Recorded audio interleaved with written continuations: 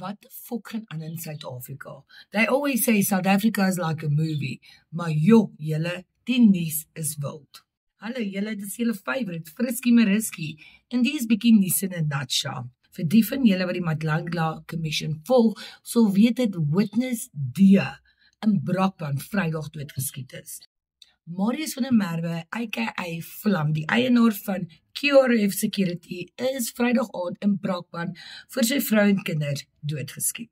Dit volg nadat hy minder as 'n maand terug voor die kommissie op kamera getestify het. Hy het gepraat van allerlei dinge, including 'n lijk wat hy van ontslae moes geraak het onder die acting chief van die EMPD, Julius Mknazi. Die bring weer die hele whistleblowers ding onder die spotlight, want dit is minder as 'n maand terug, en boonbehalwe dit, is daar ook allerlei gerigtinge, veral wat rondgaan, soos in dat hy het vir Abramji gekontak, want hy wou sy kant van die storie vertel het, en ook dat hy blykbaar security services of protection van die staat af decline het.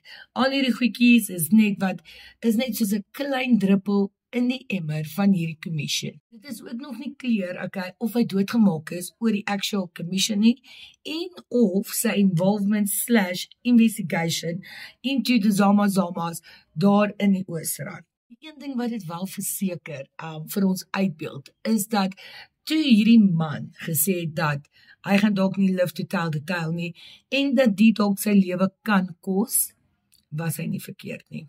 Wat dink julle? Dink julle die former EMPD acting chief, nee? Het dalk sy vinger in die paai?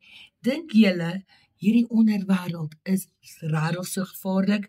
Of dink julle die is dalk nie toevallig en dat dit dalk iets met die Zamas te doen het?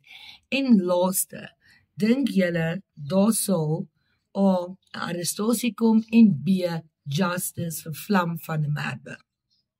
Julle gesels saam, like, share en comment, en ook as julle oor ander subjects wil praat, stuur my bietjie 'n DM en kom ons deep dive in Suid-Afrika se crazieste, malste stories. Dis nuus in 'n nutshell met julle favorite, Frisky Mariski. Goodbye.